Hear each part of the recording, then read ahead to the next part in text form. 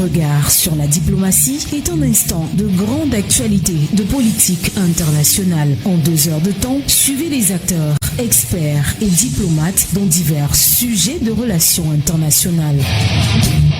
Regard sur la diplomatie vous propose aussi une chronique et la revue de presse internationale. Regard sur la diplomatie, c'est tous les jeudis entre 18h30 et 20h30 minutes. Une présentation de Yves Modeste Ngué.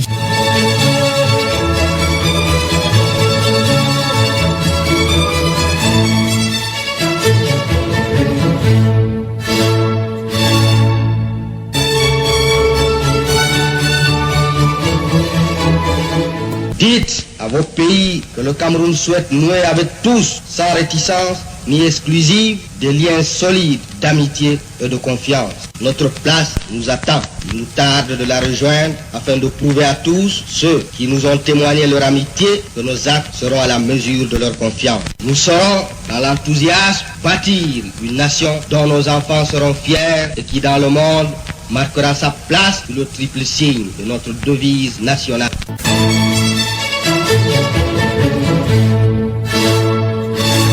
Il reste, à mon avis, que la communauté internationale devra répondre à la question suivante. Le monde peut-il continuer à évoluer dans un contexte de guerre commerciale, de méfiance entre les États, d'incompréhension entre gouvernants et gouvernés? Si, comme on peut le supposer, la réponse est négative, il me paraît que seule une conférence internationale au plus haut niveau pourrait jeter les bases de l'acte 2 de la mondialisation.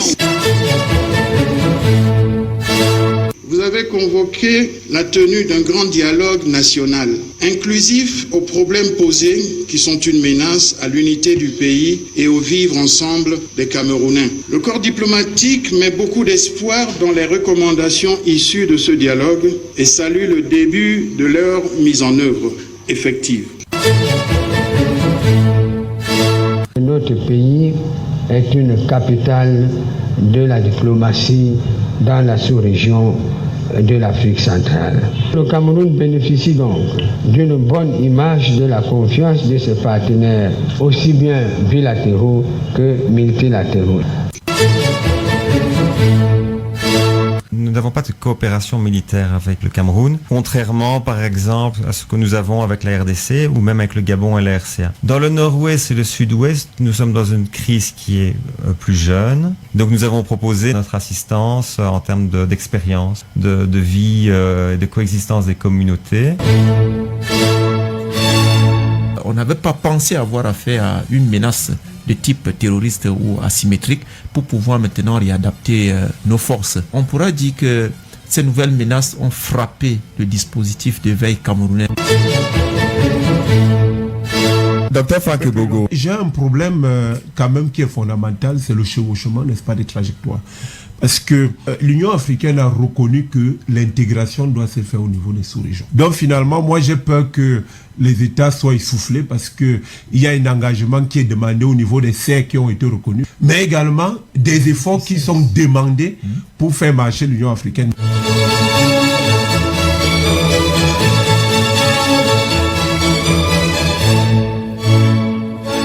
C'est depuis le lendemain des indépendances que Yaoundé et Tunis entretiennent des relations diplomatiques dont le contenu nous intéresse ce soir.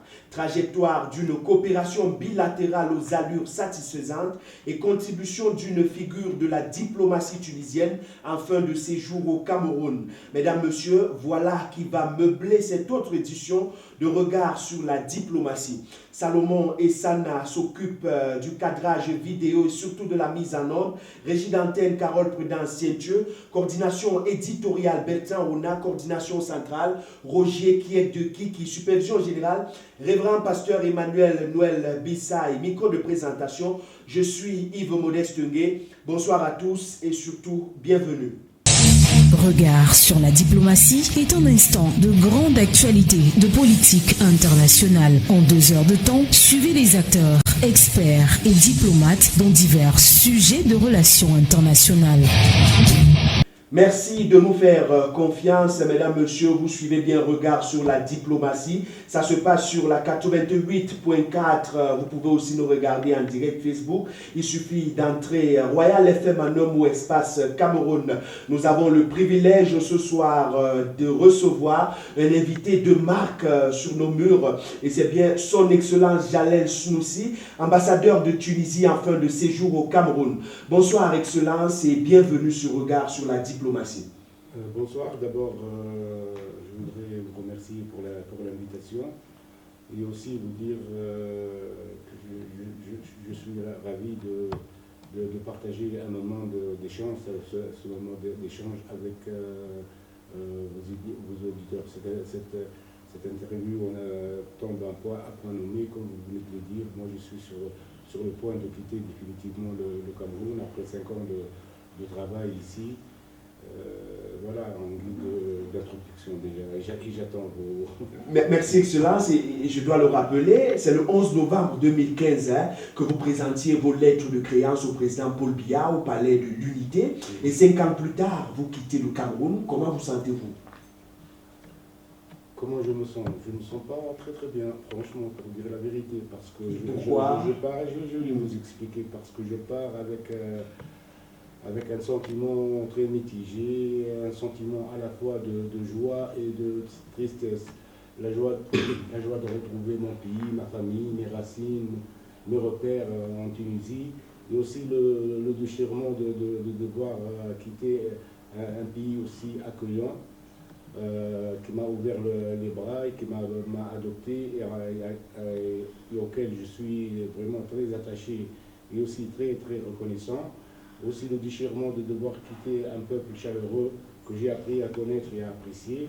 Et aussi le déchirement, troisième phase de déchirement, de quitter un groupe d'amis et de collègues avec qui j'ai partagé des grands moments de travail, de complicité et d'amitié. Mais Excellence Jalel Snoussi, votre séjour a-t-il été une expérience de plus dans votre carrière de diplomate, vous qui sortiez d'ailleurs fraîchement de la direction générale de l'organisation de la conférence islamique? Conférence internationale. Internationale, voilà. Moi, c'est mon premier, d'abord le Cameroun et mon premier poste en tant qu'ambassadeur. Et je suis ravi que ça tombe bien sur l'Afrique en miniature, comme on dit pour le Cameroun, parce que quand on connaît le Cameroun, on peut avoir une idée beaucoup plus profonde sur l'Afrique subsaharienne en général. Donc, alors, on voyage ici au Cameroun quand même, vous ressentez avoir ajouté un bagage dans votre carrière diplomatique. Oui, je disais que c'est mon premier poste en tant qu'ambassadeur et mon premier poste même en Afrique subsaharienne. Je ne connais pas très bien l'Afrique, c'était l'occasion aussi pour moi de connaître l'Afrique à travers la miniature, comme on dit. Donc c'était une expérience enrichissante sur le plan aussi bien personnel que professionnel. J'ai beaucoup appris, je me suis donné à fond aussi. Donc bon, je suis pas vraiment, j'ai pas le recul vraiment nécessaire pour dresser mon propre bilan. Et en plus, même en termes d'objectivité, je préfère que les autres évaluent mon travail. C'est pas à moi d'évaluer mon travail. Bon, moi, tout ce que je sais, c'est que j'ai fait de mon mieux. Je me suis donné à fond pour rehausser les relations d'amitié et de coopération. Ça, j'en suis convaincu. Donc je pars en Tunisie avec la conscience tranquille et le sentiment du devoir accompli. Très bien, Excellence. Et on va dire, vous n'êtes pas seul dans ce studio. Nous sommes également avec deux habitués de ce panel. Il s'agit d'abord de Fabrice Némi. Bonsoir, Fabrice. Bonsoir Imodès, bonsoir à son Excellence, Monsieur l'ambassadeur de Tunisie au Cameroun, et bonsoir également à cher panéliste Fadil. Alors, Fabrice Némi est un diplômé de l'Institut de Relations Internationales. Il est chercheur en histoire des relations internationales, également en relations internationales. Alors, avec vous, Fabrice Némi, je voudrais qu'on évoque cette actualité du jour. Vous savez, les chefs d'État et de gouvernement de la CEAC, Communauté économique des États de l'Afrique centrale, sont réunis depuis ce matin matin par visioconférence dans le cadre de la 17e session ordinaire de leur conférence. Alors, selon vous, les enjeux ou les dossiers qui devraient être posés sur les tables sont lesquels? Déjà, ce sommet répond à la question de la rationalisation des communautés économiques régionales en Afrique centrale. Lorsqu'on se rappelle que la sous-région Afrique centrale regorge, je crois, institutions régionales, notamment la CAC, la CEMAC et la Communauté internationale des régions des Grands Lacs. Donc, la question pour ce sommet, de mettre en œuvre tout ce qui avait déjà été fait depuis 2015 jusqu'à 2020, c'est-à-dire passer du stade du secrétariat général au stade du commissaire, du vice-commissaire et 5 autres commissaires qui auront la lourde responsabilité de mettre en œuvre efficacité et efficience dans la gouvernance régionale en Afrique centrale, raison pour laquelle avec la réunion extraordinaire des ministres en charge de l'intégration des relations internationales, des questions pour eux de mettre en œuvre tous les dossiers brûlants de la communauté économique des États de l'Afrique centrale, notamment les commissions en charge du commerce et de l'économie, les commissions en charge des questions de paix et sécurité, et notamment celles en charge des questions de politique et sociale. Donc, il est question, à l'issue de ce sommet, de faire en sorte que la CAC soit véritablement la communauté économique régionale qui aura la lourde responsabilité d'implémenter toutes les politiques régionales en matière d'intégration régionale en Afrique centrale, car à l'observation, on se rend compte que la CAC est parfois en retard compte tenu de certains enjeux en matière de régionalisation vis-à-vis des autres régions d'Afrique centrale, des autres régions d'Afrique, notamment l'Afrique de l'Ouest, l'Afrique du Sud et peut-être l'Afrique orientale. Donc la question pour la CA, c'est de véritablement se mettre sur la selle afin qu'elle ne soit plus en retard et que la CA soit véritablement celle-là qui aura la lourde responsabilité d'implémenter toutes les questions d'intégration régionale en Afrique centrale. Très bien. Fadil Kotou, bonsoir à vous. Bonsoir, M. Yves. Alors, Fadil Kotou, c'est un sociologue, il a appris la sociologie militaire. Merci de faire confiance à Royal FM. Et vous, je vais vous relancer sur cette même question de la CEAC réunie aujourd'hui, un sommet de chefs d'État. Alors, voilà donc un autre sommet qui vient s'ajouter. On sait les péripéties qu'on a dû traverser jusqu'ici avec la présidence du président Ali Bongo, dont on a, il y a un temps, qualifié d'inapte, vous l'avez bien constaté. Fadil, est-ce que c'est l'un des dossiers qui devrait être peut-être élaboré aujourd'hui ou évoqué aujourd'hui au sommet des chefs d'État? Oui, effectivement, c'est l'un des dossiers qui devrait être évoqué parce que de nombreuses réalités actuellement observées en Afrique prouvent que les problèmes africains sont beaucoup plus liés à la gouvernance. Ça veut dire qu'à un moment de l'histoire, il faudrait penser se réunir pour trouver des solutions donc, aux problèmes qui entravent le développement de l'Afrique en général. Parce que de nos jours, nous sommes dans une logique du développement pour tous et non plus dans une logique du développement individuel. Alors, les problèmes qui concernent les pays africains sont presque les mêmes partout. Raison pour laquelle cette conférence aujourd'hui a lieu d'y être pour solutionner, quels que soient les problèmes liés au Gabon, quels que soient les problèmes liés en République centrafricaine, quels que soient les problèmes liés au Congo. Donc tout cela, je me dis que... Surtout qu'en ce moment, nous sommes, on va parler peut-être d'un sommet qui intervient au lendemain, même si nous ne sommes pas encore totalement sortis de la crise sanitaire qui concerne tous les pays également. Effectivement, il faut penser rehausser l'économie, il faut penser redresser la politique, il faut penser l'Afrique après cette crise sanitaire. Donc c'est une sorte, cette concertation, cette réunion ou ce sommet donc, est une sorte d'anticipation sur les problèmes donc, qui peuvent nuire ou qui peuvent entraver le développement de l'Afrique subsaharienne aussi en général et aussi en particulier aussi de l'Afrique en général. Alors, à la question de savoir quels sont les dossiers chauds de ce sommet. Nous avons posé, d'ailleurs, c'est une question à laquelle nous avons posé à cet expert des questions d'intégration régionale que vous connaissez d'ailleurs. Je vous propose d'écouter l'attitude de Zachary Roger Barga. On écoute. Le point d'orgue principal, c'est la désignation des membres de la future commission de la CEAC. Il y aura désormais un président, un vice-président et 5 commissaires, donc un gouvernement communautaire de 7 membres. Il faudra donc que le chef d'État désigne de manière officielle les 7 membres qui ont été choisis parmi les pays qui ont respecté les critères, c'est-à-dire la ratification du traité révisé. Il y a 3 autres points de la réforme qui seront adoptés ou alors qui vont entrer en vigueur. C'est aussi le règlement financier de la communauté qui va améliorer la gouvernance financière de l'institution, c'est-à-dire qu'il y aura désormais un audit interne, un parlement, puis il y aura une cour des comptes, également pour le contrôle des dépenses. Aussi, le statut révisé du personnel. Désormais, il y aura des appels à candidature. On va introduire un système compétitif pour la désignation, la sélection des cadres au niveau stratégique, au niveau opératoire également. Et enfin, l'infrastructure sécuritaire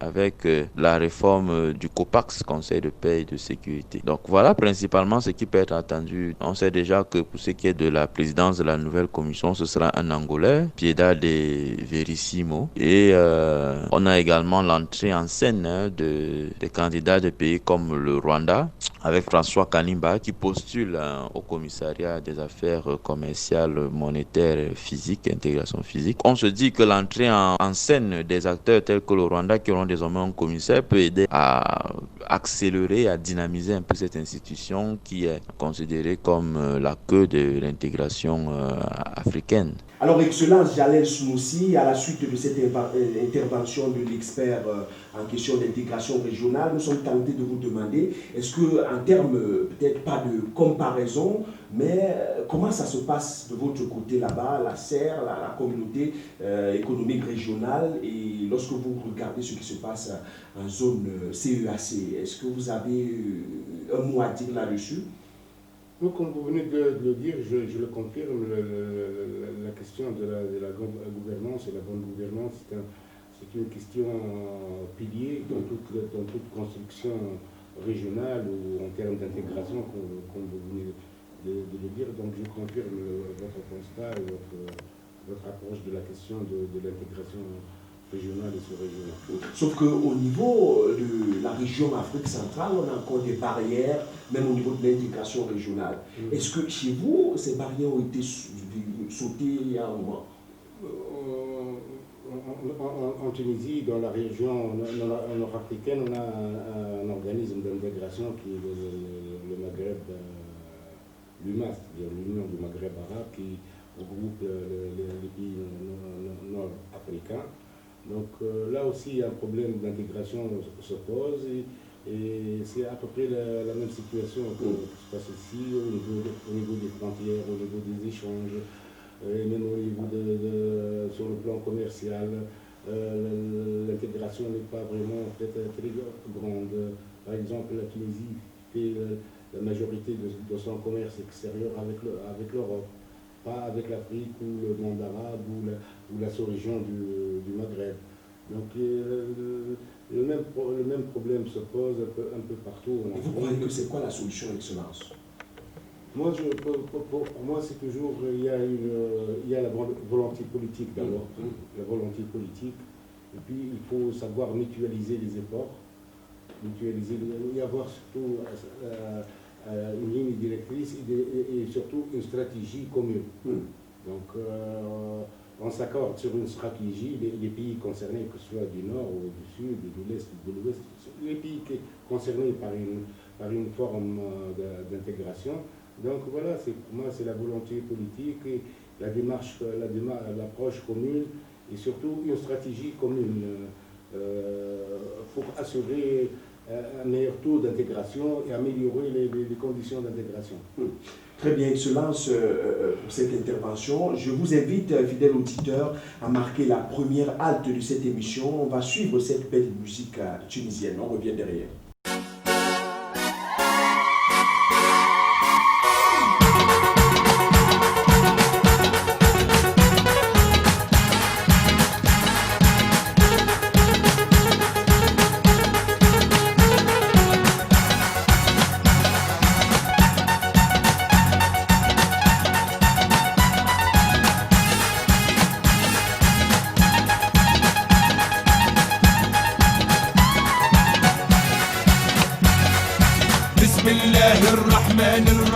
الرحيم نبدا هالليلة.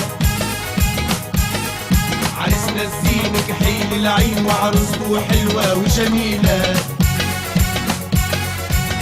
ونقول يا ليل ونقول يا عين، ونقول يا ليل ونقول يا عين، ونقول يا ليل ونقول يا عين، ونقول يا ليل ونقول يا عين. خمسة في عينك يلي ما تصلي، خمسة في عينك يلي ما تصلي، ما تصلي على النبي. بسم الله الرحمن الرحيم نبدا هالليلة. عريسنا الزين كحيل العين وعروسته حلوة وجميلة.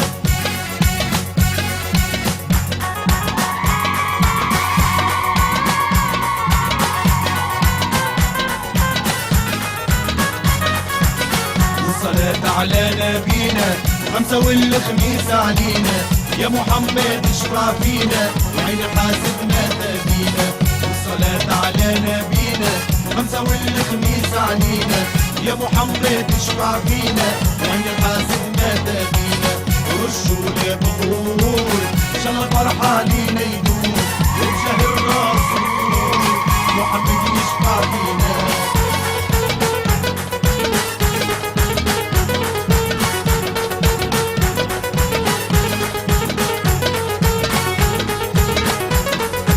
اللهم صل على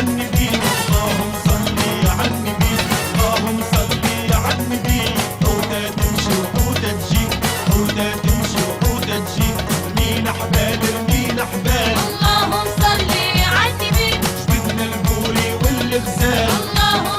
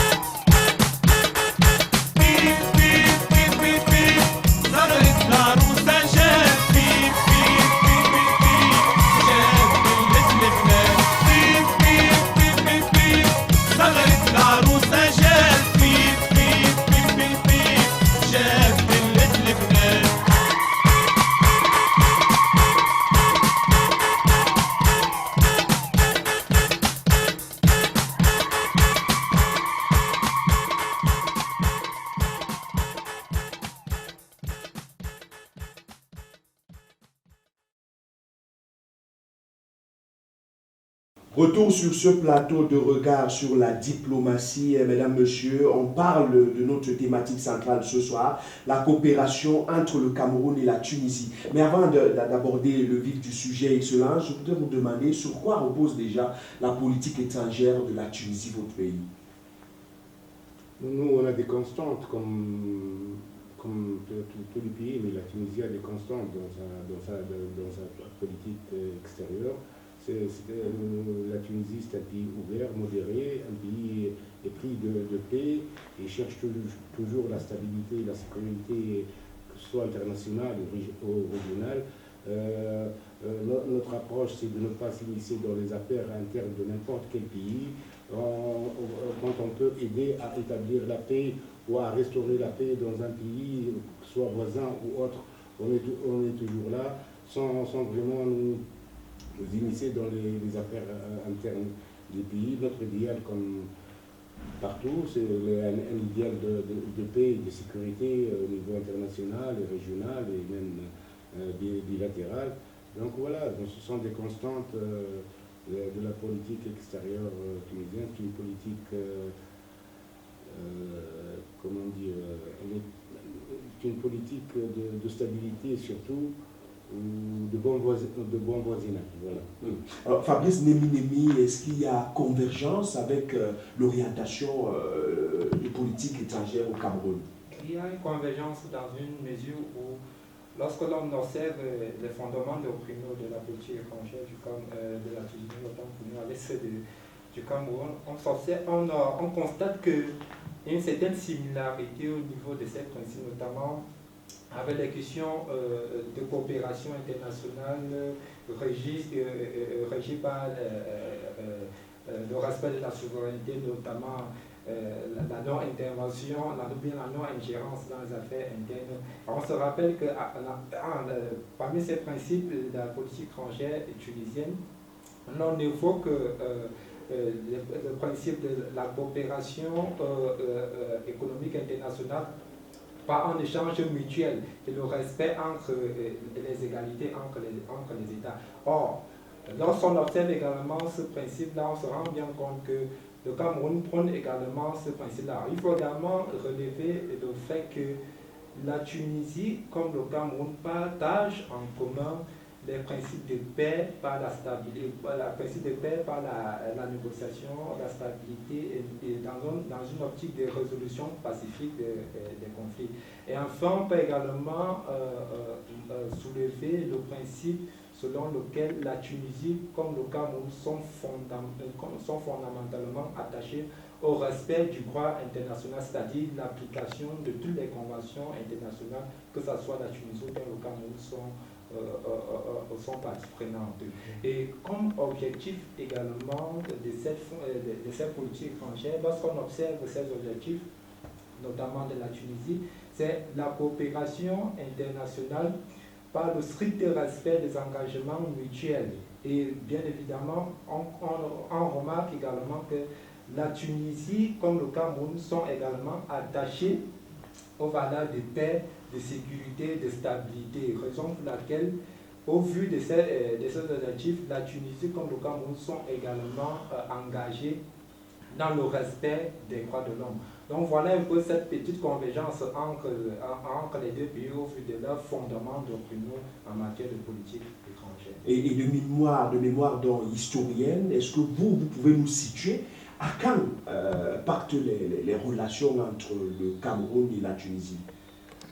Déjà, il existait des liens, si on peut le qualifier ainsi, officieux entre la Tunisie et le Cameroun, car on se rappelle que la Tunisie fait partie des États qui ont soutenu tout le mouvement d'indépendance en Afrique, car avec la cause UP6, la Tunisie avec le gouvernement de Ahmed Bourguiba, qui a eu à soutenir de manière diplomatique les révolutionnaires UP6, on se rend bien compte que des contacts avaient déjà été noués entre la Tunisie et le Cameroun. Mais de manière officielle, les premiers contacts entre les deux pays se sont noués à partir de 1959, lorsque le gouvernement du feu président Ahidjo décide de normaliser les différents soutiens extérieurs de l'UPC, car il s'agissait pour lui de ne plus faire un front entre l'Égypte, la Tunisie, le Maroc, la Guinée, le Ghana et le Libéria, qui étaient les principaux soutiens des mouvements indépendantistes en Afrique et principalement au Cameroun. Il s'est donc agi pour le président Ahidjo de normaliser ces rapports-là. Alors, la Tunisie, qui soutenait l'UP6 à l'époque, a eu à faire une volte-face parce que Ahmed Bourguiba voulait se différencier de son voisin égyptien, notamment Gamal Abdel Nasser, qui était un fervent soutien des révolutionnaires ou bien des mouvements indépendantistes en Afrique. Raison pour laquelle, lors de la question ou bien de la session de l'Assemblée générale des Nations Unies en février-mars 1959, le Maroc, comme la Tunisie, s'était débarrassé, si on peut le dire ainsi, un peu du soutien qu'ils affichaient à l'endroit de l'UPC en soutenant notamment en la personne du président Ahidjo. C'est la raison pour laquelle on a eu observé une Tunisie avec la France qui ont eu à parrainer l'adhésion du Cameroun en décembre 1960 à l'Assemblée générale de l'ONU. Pour donc remercier un peu cette action diplomatique tunisienne, les deux pays ont noué les relations de manière officielle en février 1961. Donc voilà un peu comment les relations entre la Tunisie et le Cameroun se sont nouées dans un contexte où, dès le départ, la Tunisie soutenait la frange UP6, mais la Tunisie a eu à faire volte-face par le biais d'Ahmed Bourguiba, qui voulait un peu se débarrasser de la tutelle française et notamment se débarrasser de l'approche qu'avait son voisin égyptien. Très bien. Alors, Excellence, j'allais aussi, est-ce que vous avez à ajouter dans ce que dit Fabrice Némine? Oui, pour dire aussi que les relations diplomatiques entre la Tunisie et le Cameroun sont des relations historiques qui datent depuis 1963. 63 de façon diplomatique pour les officiels. À part les segments où il y a eu un appui de la Tunisie pour le Cameroun, aux Nations Unies, ou tout autre, mais ce sont des actions, disons, ponctuelles. Mais officiellement, les relations bilatérales, diplomatiques ont commencé en 1963. Et en 1965, ici à Yaoundé, en décembre, je crois, 1965, a été signé le premier traité de coopération et d'amitié entre la Tunisie et le Cameroun. Et depuis, il y a eu une grande série d'accords bilatéraux. Il y a la grande commission mixte qui a effectué une dizaine de sessions selon la règle d'alternance, une fois en Tunisie et une fois au Cameroun. Donc la 10e édition a eu lieu en mars 2016 à Tunis. La prochaine, la 11e session aura lieu au Cameroun en principe d'ici la fin de l'année. Ça a été programmé vers le mois d'octobre, mais avec la pandémie, ça risque d'être reporté. Donc voilà, mais ce sont des relations très bien installées dans l'histoire et dans la mémoire collective individuelle des Tunisiens comme des Camerounais. Mais Excellence, déjà, cette relation-là est fondée sur quoi? Les aspects, si on prend seulement le domaine, par exemple, politico-économique, ça repose sur quoi cette coopération bilatérale Cameroun-Tunisie? Essentiellement, c'est une relation économique d'ailleurs. Tout le travail effectué par l'ambassade, depuis que l'ambassade existe, c'est dans ce sens qu'elle oriente et cible ses actions pour renforcer les échanges commerciaux, renforcer la présence ou assurer une présence économique tunisienne stable et durable. Et si au Cameroun, réfléchir sur des opportunités de projets de coopération. Donc l'axe économique prédomine. Mais bon, la consultation ou la concertation politique aussi existe, n'est pas au même niveau que la coopération, disons... Au niveau politique, qu'est-ce qui est fait concrètement, Excellence? Est-ce que la Tunisie est aux côtés du Cameroun, par exemple, au niveau pour la gouvernance, ou même d'autres sujets? On a vu par exemple le Cameroun engagé au front contre Boko Haram. Il y a aussi des questions nord-ouest, sud-ouest. Est-ce que la Tunisie apporte son soutien au Cameroun dans ce cadre? Oui, en matière de lutte contre le terrorisme, parce que la Tunisie est concernée par le terrorisme. La Tunisie a subi aussi des actes terroristes qui ont vraiment... qui ont été vraiment des guerres économiques contre la Tunisie. Parce que c'est ça l'objectif premier d'un acte terroriste, c'est de fragiliser le pays sur le plan économique. Donc bien sûr, on est solidaire avec le Cameroun ou avec n'importe quel autre pays qui fait face à ce genre de fléau, surtout le terrorisme et l'insécurité, bien sûr. Par exemple, j'ai bien expliqué à Tunis la question de ce qu'on appelle les séparatistes camerounais. Donc, on m'a invité, le Premier ministre m'a invité au dialogue national. J'étais présent pendant toute la durée du dialogue national. J'ai apprécié beaucoup l'idée de ce dialogue national parce que moi, personnellement, je suis convaincu qu'aucune solution ne peut être que politique. Il ne peut pas avoir la solution sécuritaire ou militaire uniquement. Ça ne marche pas, ça n'a jamais marché. Par ailleurs, dans le monde, ce n'est pas la question spécifique au Cameroun. Donc pour moi, la solution est essentiellement et exclusivement politique. Donc le dialogue national a donné vraiment un bon signal, qui a transmis de bons messages, qui a beaucoup crédibilisé l'État camerounais dans son ensemble, que ce soit le président de la République ou le gouvernement, qui a donné beaucoup de crédit au Cameroun dans ce sens, parce que la porte est ouverte au dialogue. Il y a une main tendue par le gouvernement pour régler cette crise. Et moi j'ai bien expliqué à Tunis que j'ai bien expliqué la situation, parce qu'il y a eu beaucoup, si on suit l'actualité internationale, ça allait dans tous les sens. Puisque vous avez d'ailleurs évoqué cette question du dialogue national, Excellence, on sait qu'il y a eu des résolutions à l'issue de ces travaux-là. Il y a eu, entre autres, la tenue des élections législatives et même municipales. Vous avez vu, et depuis lors, le Cameroun, comme vous l'avez mentionné, est résolu à apporter une solution à cette crise-là. Maintenant, comment vous appréciez les efforts du Cameroun depuis lors, puisque la stabilité n'y est pas encore, mais le Cameroun est toujours engagé? Je l'ai dit il y a quelques secondes. Donc, le Cameroun a tendu la main, l'État camerounais a tendu la main aux séparatistes, si on peut dire. Le dialogue national, c'est ça l'objectif de ce dialogue, ça s'appelle dialogue. Donc quand on dit dialogue, on dit au moins deux parties qui s'opposent.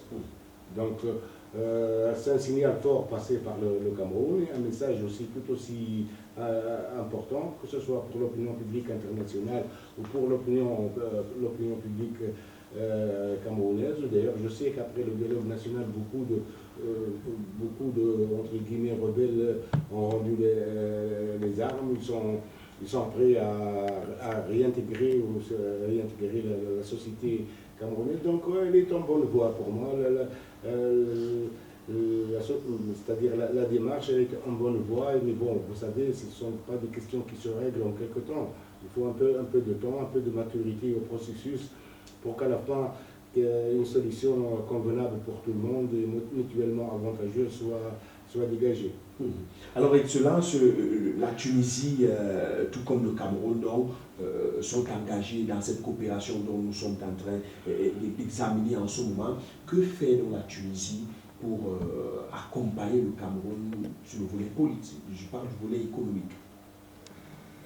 Comme je disais tout à l'heure, la Tunisie veut s'assurer une présence économique stable et durable au Cameroun. Je parle juste de mon mandat. De votre mandat, oui, mon mandat depuis 5 ans. On a organisé au moins une vingtaine de d'événements économiques, de missions de prospection.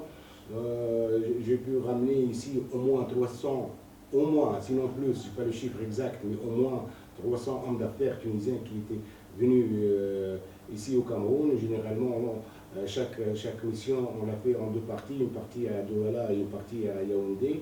On touche la capitale politique et la capitale économique aussi. Donc j'ai mis en contact les hommes d'affaires tunisiens avec les hommes d'affaires camerounais pour prospecter des projets de coopération. Et vous avez l'impression que ça bouge? Ça bouge du moment qu'il y a on a des sociétés tunisiennes qui s'installent ici, il y a des anciennes, il y a des nouvelles sociétés. Je cite seulement par exemple le secteur du tourisme. On a une commission sectorielle qui a tenu durant mon mandat, qui a tenu 2 sessions, une fois à Yaoundé en février 2016 et la dernière fois c'était en septembre 2019 à Tunis. C'est un secteur très important. Vous savez, pour le tourisme, la Tunisie a un grand savoir-faire en matière de tourisme, une très grande expérience. Et en même temps, le Cameroun accuse un certain besoin, du moins, pour ne pas dire autre chose, en matière de tourisme. Parce qu'avec tout ce que contient le Cameroun en termes de sites et tout ça, le tourisme ne s'est pas développé. Donc avec cette commission, il y a eu beaucoup d'efforts. Il y a des projets concrets qui ont été exécutés, par exemple avec des bourses qui ont été données aux étudiants camerounais dans la formation dans l'hôtellerie. Dans l'hôtellerie, on a des instituts d'hôtellerie en Tunisie, donc qui ont été intégrés dans ces institutions de formation. Et tout ça, c'était dans le cadre de la commission mixte sectorielle, un des résultats. Donc il y a aussi l'engagement de la Tunisie de concrétiser des projets ici au Cameroun. Donc j'espère que la prochaine session aussi avancera encore plus dans la concrétisation de projets en commun. Je cite le secteur par exemple de la santé. Là aussi, la Tunisie a un grand savoir-faire et un plateau technique très appréciable au niveau même international. Vous savez, chaque année, je n'ai pas le chiffre exact, mais au moins il y a 800 Camerounais.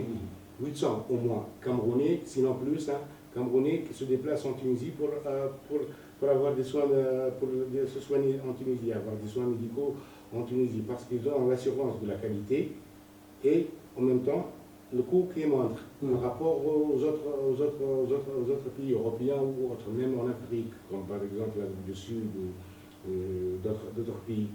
Donc c'est un secteur là aussi très important. Je sais que des Tunisiens réfléchissent, des hommes d'affaires tunisiens réfléchissent sur l'idée d'avoir un genre de clinique ici, une structure médicale pour peut-être éviter désormais ces déplacements, mais faire sur place, prendre en charge sur place. Oui, sur place.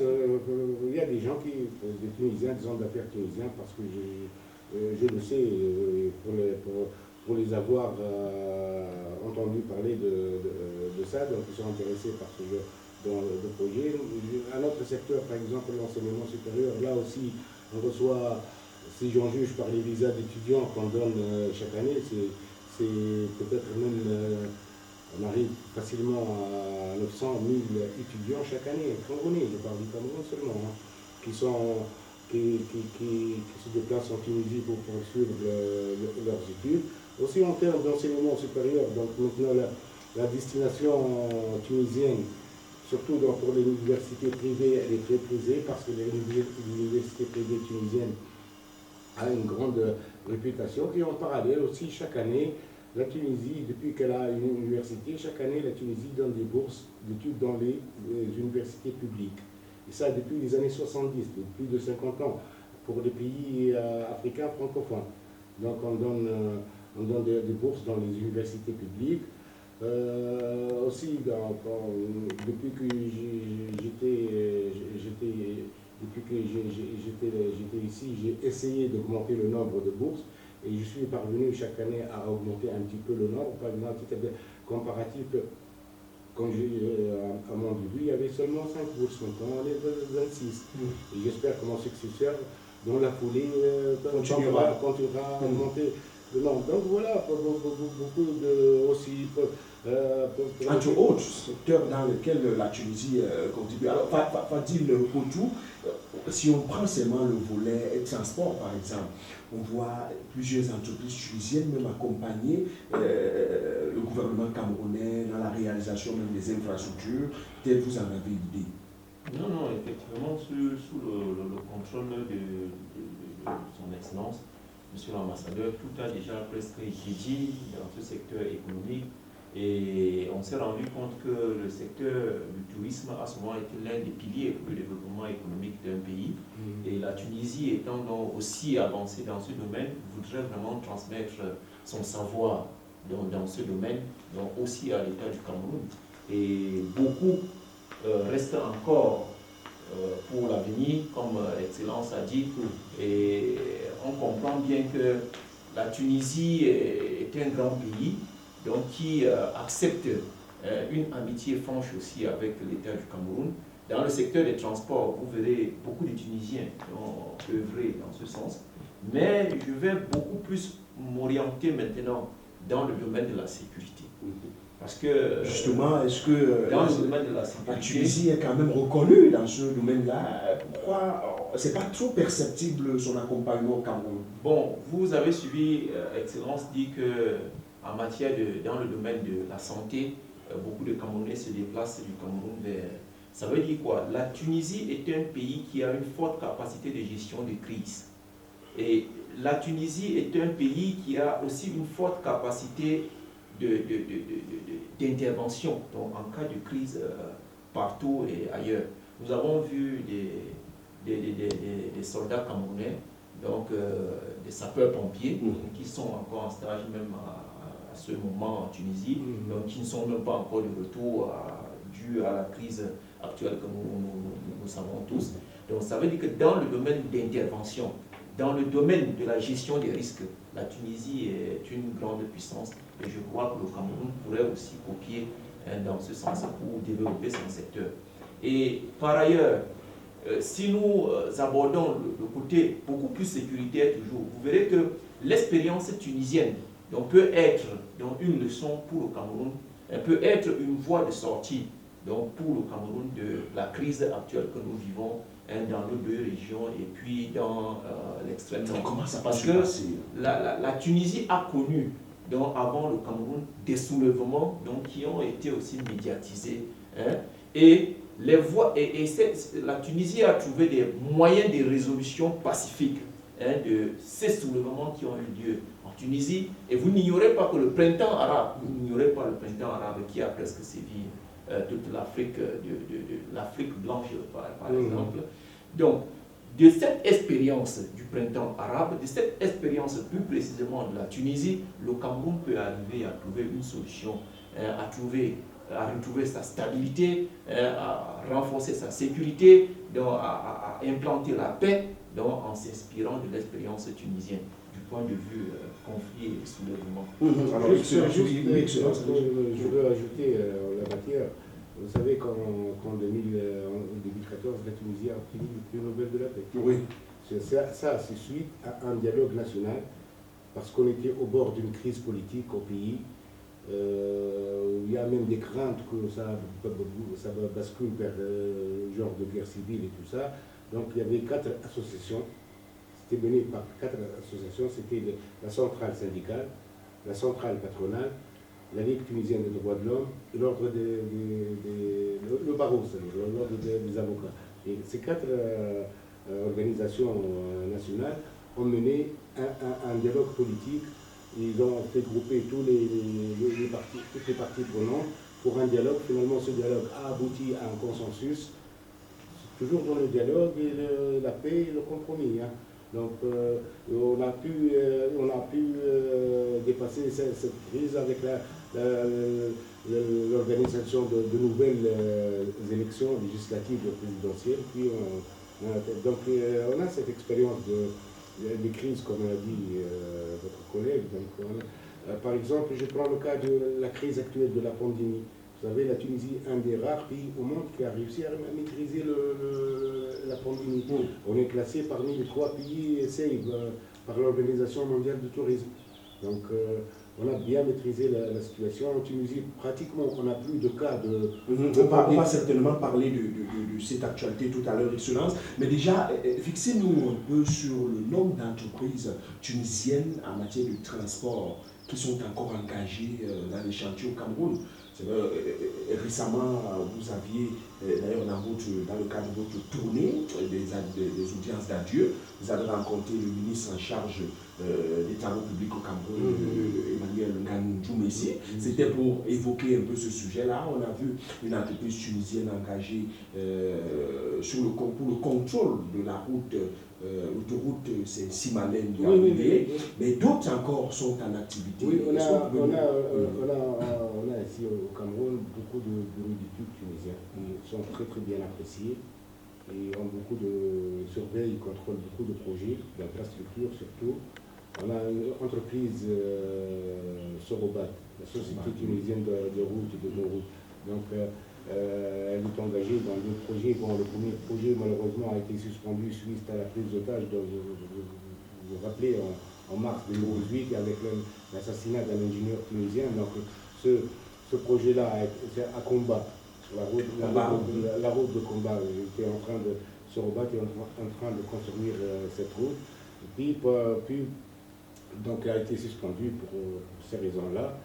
Et puis ils ont obtenu un autre marché de route aussi. Je ne me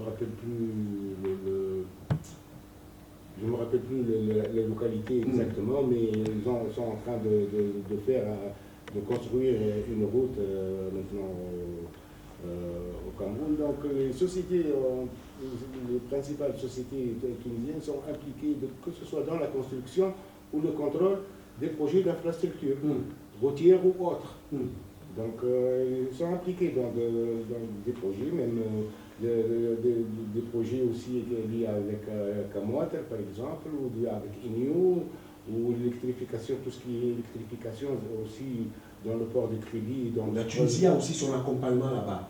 Oui. Mais Excellence, qu'est-ce qui justifie que malgré cet accompagnement-là, les Camerounais continuent de boire du noir et même n'ont pas accès à cette eau? Cette eau de quoi? L'eau là. Oui, bon, ça c'est, je ne peux pas l'expliquer, je ne peux pas aussi m'avancer trop sur ce terrain. Comme je vous disais tout à l'heure, par obligation de réserve, je ne peux pas... En tout cas, on retient que la Tunisie également contribue à ce que les Camerounais aient de l'électricité et également de l'eau potable. De l'eau. Il y a aussi des sociétés qui sont venues pour apporter leur expertise en matière d'informatique ou de communication, de télécommunication. Il y a d'ailleurs des accords qui nous lient dans tous ces domaines. Non, je parle à part les accords, parce que ce sont des accords gouvernementaux. Moi, je parle du secteur privé. Le secteur privé qui vient ici, il fait des démarches, donc je les fais rencontrer les ministres, les grandes entreprises publiques, pour trouver les moyens de s'arranger, de concrétiser un projet où la Tunisie pourrait, la société tunisienne pourra apporter son savoir-faire et son expertise dans le domaine, dans son domaine de compétences. Alors, Excellence, Air Tunis, où en est-on? Est-ce que la contribution quand même on ressent votre aviation au Cameroun? Bon, c'est pas Air Tunis, Tunisair. Tunisair, voilà. Juste pour, merci, Excellence. Oui, mais c'est vrai, c'est un de, je ne dirais pas de mes regrets, mais un des projets sur lesquels je comptais pour le concrétiser durant mon mandat, mais malheureusement je pars sans que Tunisair soit en mesure de faire une desserte sur le Cameroun. Le projet, il est là. Et il y a eu plusieurs délégations qui sont venues au Cameroun, délégations aussi bien de notre ministère de Transport que de Tunisiens. Ils sont venus ici, ils ont négocié avec la partie camerounaise, ils ont obtenu tous les accords, toutes les autorisations. Donc il n'y a pas un problème au niveau du Cameroun. Donc le problème, c'est plutôt tunisien. Et ça, c'est un problème de parc d'avions. Mais d'un point de vue politique, il y a cette politique d'ouverture sur le Cameroun et sur la sous-région en particulier, en général, et le Cameroun en particulier. La stratégie commerciale des Tunisiens, elle est bien, le Cameroun est bien inscrit dans cette perspective, sauf que c'est un problème beaucoup plus technique que, disons, politique ou commercial. Donc sur le plan de la volonté politique, elle est là, je peux vous l'assurer. Sur le plan aussi commercial, la stratégie commerciale de notre compagnie aussi, elle cible bien le Cameroun. Le problème technique qui a un peu retardé Est-ce que Tunis Air Excellence traverse un peu les turbulations que traverse par exemple Camarco? Non, on n'a pas les mêmes problèmes. On n'a pas les mêmes problèmes. Vous avez des problèmes avec les Occidentaux au niveau de normalisation, tout ça, nous on n'a pas ce genre de problème. Notre compagnie nationale, même les compagnies privées tunisiennes, ils partent partout dans le monde, aux États-Unis, au Canada, l'Europe, bien sûr, le monde arabe, l'Afrique, on a quelques vols, peut-être une dizaine de vols sur l'Afrique. Donc non, on n'a pas ce genre de problème, on touche pratiquement tous les pays. Tous les pays européens, on n'a aucun souci à ce niveau-là. Alors, Excellence, parlez-nous un peu des accords commerciaux. Alors, du commerce, comment il se passe entre nos deux pays? Qu'est-ce qui est importé, qu'est-ce qui est exporté? Bon, on importe beaucoup, tout ce qui est bois, caoutchouc, surtout ça, peut-être un peu de café aussi, cacao. On exporte surtout des équipements, des produits électriques et mécaniques, électroniques aussi, tout ce qui est papeterie, tout ce qui est industriel en général. Donc le commerce a évolué, l'échange commercial a évolué depuis quelques années, mais il reste, et je le dis à regret, mais il reste en deçà du potentiel qui existe entre les deux pays. Il y a un grand potentiel qu'il importe de saisir de part et d'autre pour renforcer l'échange commercial qui reste vraiment en deçà des attentes et des aspirations et des capacités des deux pays. Il y a aussi le volet de l'habitat qui... Exactement, j'allais tout à l'heure vous en parler de l'habitat parce que nous avons reçu ici le ministre tunisien de l'équipement en septembre dernier, et qui a eu une grande réunion avec Madame la ministre. On nous a fait visiter des sites, des projets. Donc il y a eu un mémorandum d'accord qui a été signé pour que la Tunisie s'investisse beaucoup plus dans l'habitat, les équipements d'habitat, surtout les logements sociaux. Parce que la Tunisie a une très très grande expérience du logement social depuis les années 60. Depuis les années 60. D'ailleurs, ce qui est un peu paradoxal entre la Tunisie et le Cameroun, c'est qu'en Tunisie, on a un problème vous avez un problème de pénurie de logements sociaux, un problème sérieux d'abondance. D'abondance. Oui. Vous savez, en Tunisie, les logements sont là, il n'y a pas de gens pour habiter. Je vous explique aussi autre chose sur l'habitat en Tunisie. Vous savez, en Tunisie, 90% des Tunisiens sont propriétaires de leur logement. 90%. Ce qui explique un peu cela. Ceci explique un peu cela. Donc, puis c'est une politique d'habitat depuis les années 60 où, comme tout à l'heure le collègue a parlé de Bourguiba, le projet de Bourguiba, c'était surtout ciblé sur les considérations sociales, c'était l'éducation, la santé, l'habitat.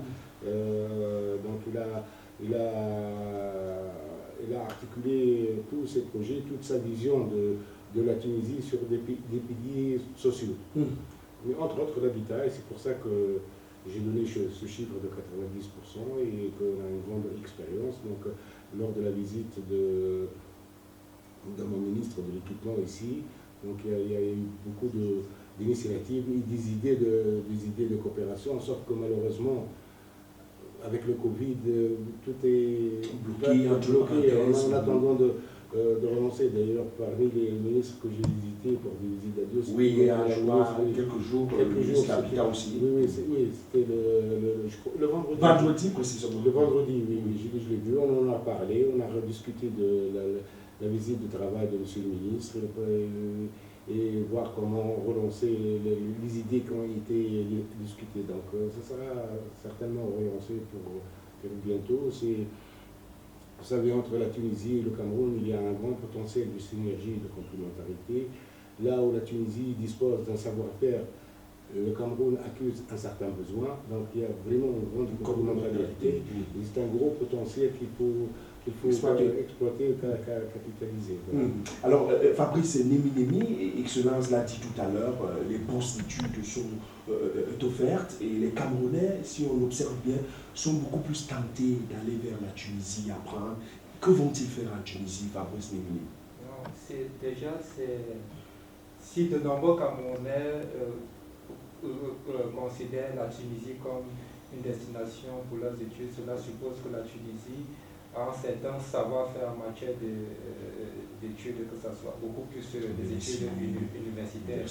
Et on se rend bien compte que la plupart de ces études sont beaucoup plus axées sur des secteurs techniques, notamment la médecine, l'hôtellerie, les études en ingénierie, et bien d'autres encore. Donc, la gestion aussi en commerce, en économie, en sciences, industrie, il y a beaucoup de secteurs. Oui, comme Excellence venait de le préciser, donc c'est tous ces secteurs qui suscitent de la part des étudiants camerounais une attraction vis-à-vis de la Tunisie. Donc la Tunisie a un certain savoir-faire qu'elle propose à l'endroit des nombreux pays africains, notamment le Cameroun, dont les étudiants camerounais considèrent la Tunisie, comme de nombreux autres pays occidentaux, comme une destination sûre en matière d'études. Donc c'est un secteur sur lequel les Camerounais devraient capitaliser pour que nous ayons davantage de l'expertise dans ces différents domaines et que ces expertises reviennent au Cameroun pour pouvoir ensemble développer le pays.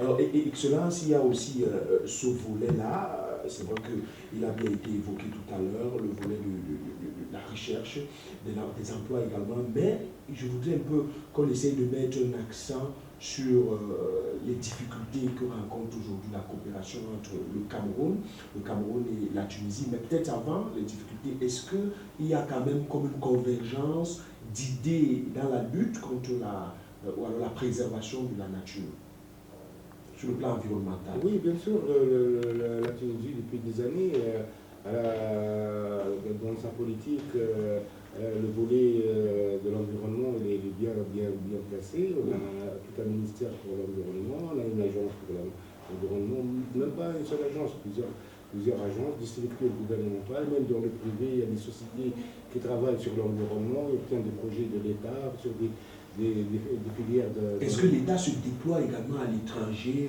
pour implémenter ces politiques-là en matière d'environnement? Vous savez, l'État ne peut pas s'implémenter comme ça, il faut qu'il y ait une demande. Si vous me demandez mon savoir-faire, je peux vous le mettre à votre disposition. Donc c'est ça l'idée. Comme pour tout ce qui est gouvernemental, comme surtout pour le secteur privé, il faut qu'il y ait une demande, une opportunité de partenariat, puis vient l'idée d'investir, l'idée de concrétiser un projet sur place. C'est ça. Alors, Excellence, les entraves, les difficultés dans la coopération entre la Tunisie et le Cameroun sont lesquelles? Je ne peux pas parler d'entraves ou de difficultés, mais je parle... De limites, par exemple? Je dirais plutôt, ça dépend des secteurs. Comme tout à l'heure, je parlais du tourisme, la coopération marche bien. Pour d'autres secteurs, ça dépend du secteur, ça dépend des besoins et des intérêts en jeu. Donc, il n'y a pas...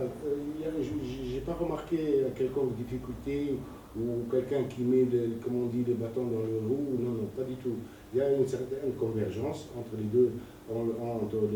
deux États pour renforcer la coopération, que ce soit d'ordre public ou privé. Donc, non, il n'y a pas vraiment d'entrave, mais il y a un différentiel de rythme, disons, entre les différents secteurs. Parce que chaque secteur a ses spécificités, ses besoins, ses contraintes. Et voilà, donc c'est ça la question. Il n'y a pas d'obstacle, comme on dit. Voilà. Alors, Fadil, est-ce que vous, à votre niveau, vous voyez quand même quelques limites ou alors des améliorations à faire? bon, je ne trouve pas qu'il y ait des limites. Comme l'Excellence l'a dit tantôt, ça dépend des domaines. Si nous étions peut-être,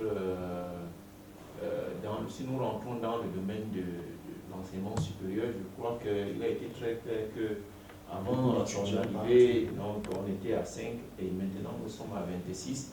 Et maintenant, quelles peuvent être soit des difficultés, on pourra revenir plutôt dans les difficultés internes. Chaque partie peut ressentir des difficultés donc, à son niveau.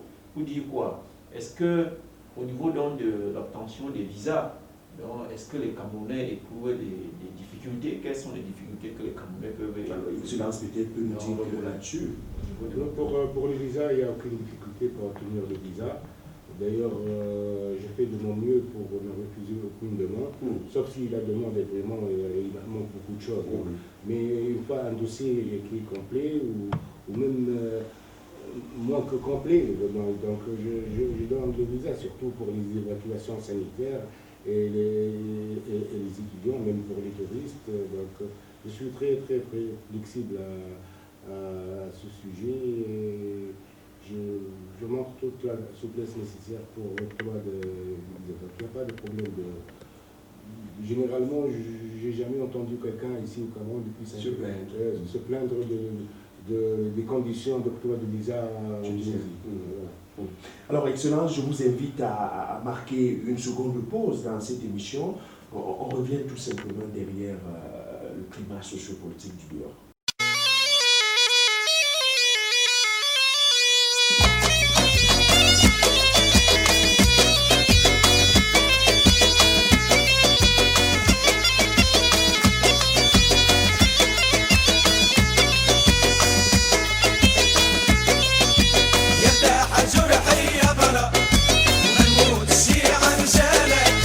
وتفوت علي الغزرة لا تسالني لا نسالك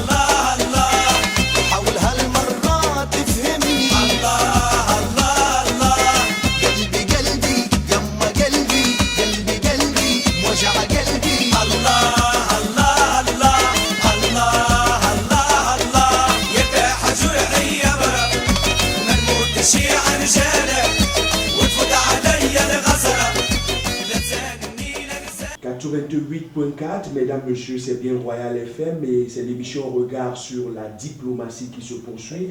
Et nous sommes en compagnie de l'ambassadeur de Tunisie au Cameroun, son Excellence Jalel Snoussi, qui est en fin de séjour au Cameroun, bien évidemment. Alors, Excellence, on a beaucoup parlé de Tunisie, contribution Tunisie à la première partie de cette émission. Excellence, parlez-nous de la partie camerounaise. Que donne, ou alors, que fait le Cameroun dans la coopération bilatérale avec la Tunisie? Vous savez, la coopération, on parle de deux niveaux, la coopération entre le public et la coopération privée. Oui, que ce soit public et privé. Sur le plan public, je dirais que les choses marchent et avancent entre les deux États, entre les deux gouvernements. Il y a une communauté d'idées, comme on dit, il y a une vision réciproque pour inciter la coopération. Bon, sur le plan privé, là, ça coince un petit peu parce que les hommes d'affaires camerounais ne se déplacent pas beaucoup en Tunisie. Et qu'est-ce qui le fait? C'est quoi la raison? Je ne sais pas. J'ai posé la question, on m'a dit que c'est comme ça. Il n'y a pas une explication. Moi, je n'ai pas trouvé une explication. J'ai incité chaque fois que les hommes d'affaires tunisiens viennent ici, j'ai incité les hommes d'affaires camerounais. Est-ce que le climat d'affaires est quand même favorable en Tunisie? Attractif aussi? Oui, comparativement, il est meilleur. Franchement, en Tunisie, le climat d'affaires est meilleur. Il y a aussi, même aussi au Cameroun, le climat d'affaires aussi, il y a des petits soucis au niveau du climat d'affaires, que ce soit sur le plan administratif, réglementaire, douanier, tout ça. Donc il y a certaines difficultés. Donc j'ai demandé chaque fois aux hommes d'affaires camerounais d'examiner le marché tunisien. Peut-être qu'ils vont trouver des niches pour faire du business, comme on dit. Mais il faut se déplacer pour connaître un marché. On ne se déplace pas. On ne se déplace pas, c'est ça. C'est comme un regret. C'est pas un constat. Un constat, disons, amer, peut-être, mais c'est un constat que j'ai fait. Même à plusieurs ministres, j'ai parlé de ça et ils sont d'accord sur le constat, mais bon, c'est comme ça. Est-ce que vous pensez que c'est l'un des aspects qu'il faut peut-être revoir ou améliorer? Certainement. Mais là, ça ne dépend pas de l'ambassade tunisienne, de l'ambassadeur tunisien. C'est une volonté individuelle. Ça dépend même des structures professionnelles. Moi, j'en ai parlé avec le président de la Chambre de commerce, que ce soit avec le président de JICA. J'ai soulevé ce point pour inciter les hommes d'affaires à aller en Tunisie, à découvrir le marché tunisien, à profiter du marché tunisien, à nouer des contacts avec des Tunisiens. Donc j'ai soulevé la question à plusieurs reprises, il y a différents niveaux, mais bon, c'est pas un dossier sur lequel l'ambassade peut travailler, hein. C'est pas un dossier... Et cela, ça c'était sur le volet de la coopération bilatérale privée, maintenant publique. Je disais tout à l'heure que de la coopération publique entre les deux gouvernements, entre les deux États, ça se passe bien. Les choses avancent bien dans différents secteurs. Je parlais du tourisme, de l'habitat. Cameroun remplit sa tâche. Oui, sur le plan public, oui. De toute façon, c'est une coopération bilatérale. Donc on s'accorde sur quelque chose et on essaie de l'exécuter ensemble. Donc il n'y a pas un déséquilibre au niveau des deux parties. Est-ce qu'au niveau de la Tunisie, par exemple, on va voir un domaine dans lequel le Cameroun est beaucoup engagé? Ça dépend de l'opportunité, ça dépend de l'opportunité, ça dépend des filières, ça dépend des besoins aussi, des intérêts qui sont en jeu, mais le potentiel de coopération est encore important. On peut toujours trouver des leviers pour améliorer le niveau général de coopération. Et dans la mesure de cette amélioration, Excellence, c'est quoi les perspectives de la relation entre la Tunisie et le Cameroun? La perspective, c'est toujours, ne sort pas du domaine de la coopération, c'est toujours pour renforcer la coopération. Est-ce qu'il y a des projets peut-être pendant, ou alors des objectifs à court ou moyen terme qu'il faudrait... Non, il y a des accords qui ont été conclus. Certains accords sont mis en œuvre un peu doucement, l'autre avec un rythme meilleur, mais les perspectives sont importantes entre la Tunisie et le Cameroun. Comme je disais tout à l'heure, qu'il apporte de valoriser de part et d'autre, et que chaque pays exprime dans quel domaine il peut améliorer la coopération bilatérale. Voilà. Fabrice Nemi, est-ce qu'on regarde tout ceci, on pourrait dire qu'il s'agit d'une coopération gagnant-gagnant? Déjà, de manière générale, lorsque deux États viennent à établir des relations diplomatiques, c'est dans l'optique de pouvoir avoir une plus-value, c'est-à-dire que chaque partie puisse avoir les retombées de ses besoins, de ses différentes demandes vis-à-vis de son partenaire, quel État avec lequel il coopère. Donc, de manière générale, la relation entre les deux États a toujours pour objectif final d'avoir une coopération gagnant-gagnant. Maintenant, sur l'aspect technique et pratique, il faut toujours relever le fait que cette coopération repose toujours sur l'aspect de la complémentarité, c'est-à-dire un État manifeste un savoir-faire et d'autres États manifestent un certain besoin. Donc c'est pour dire tout simplement que la coopération entre la Tunisie et le Cameroun, comme les autres coopérations, se veut une coopération qui a pour objectif d'avoir une relation gagnante-gagnante dans l'optique où les deux États recherchent tout simplement le bien-être de la population locale. Alors, Excellence, on va évoquer maintenant un autre sujet, ou alors un autre pan, cette fois la Tunisie en Afrique. La Tunisie en Afrique, et lorsqu'on aborde cette problématique, je voudrais déjà vous demander quelle vitalité aujourd'hui la Tunisie après le printemps arabe. Bon, après le printemps arabe et la révolution tunisienne, le pays a connu des difficultés, que ce soit au niveau économique, sécuritaire, et j'ai parlé tout à l'heure d'attentats qui ont vraiment mis le secteur du tourisme, qui est devenu un secteur sinistré à un certain moment. Bon, le tourisme a remonté la pente. Jusqu'à l'année dernière, on a pratiquement retrouvé les anciens chiffres, les anciennes performances. Bon, mais cette année, 2020, avec le Covid, donc le tourisme aussi a été touché, terriblement touché. Donc il y a une certaine reprise, surtout quand je disais que la Tunisie est classée parmi les pays les plus safe. Donc il y a des touristes qui reviennent en Tunisie. Excellence, déjà, est-ce que la Tunisie, quel est votre avis de la Tunisie sur la scène même africaine? Vous savez, je commencerai par une information. Généralement, les Camerounais ne savent pas et s'étonnent que c'est la Tunisie qui a donné son nom à l'Afrique. Expliquez-le aux Camerounais, Excellence. Je l'explique. La Tunisie, dans le temps, l'ancienne Tunisie, s'appelait Africa. Donc le mot a été latinisé, devenu en latin, et devenu Africa. Donc c'est la Tunisie qui a donné son nom au continent. Autre chose, un autre point très important pour montrer la dimension africaine de la Tunisie, par exemple, 5 siècles avant Jésus-Christ, le premier méditerranéen qui fait un périple en Afrique, c'est un militaire tunisien. 5 siècles avant Jésus-Christ. Hein. Il a fait un périple, il s'appelle Hanoun. Vous mettez Google, périple Hanoun, en arabe Hanoun, avec H en français, Hanoun. Vous mettez périple Hanoun, vous allez voir que toute l'histoire de son périple, d'ailleurs, il est arrivé jusqu'ici, jusqu'au Cameroun, jusqu'à Mont Cameroun.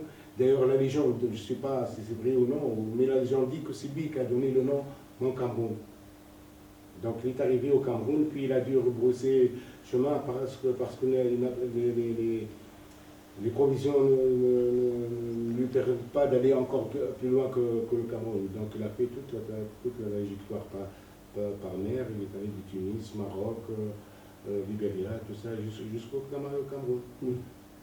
Donc voilà, je vous donne sur le plan historique cette dimension africaine que la Tunisie, pour Bourguiba, pour parler de notre ancien président, le feu Bourguiba, il était parmi les fondateurs de l'Union africaine. Il avait une vision sur l'Afrique, il avait une approche de l'Afrique, que ce soit sur le plan politique, quand il parlait des mouvements d'indépendance et d'autonomie et tout ça. Bourguiba les a toujours soutenus. La Tunisie a toujours soutenu l'entrée des pays africains dans les Nations Unies ou l'Assemblée générale des Nations Unies, et même les Nations Unies, pour être membre même des Nations Unies. La Tunisie a toujours accompagné les pays africains, les a soutenus sur place.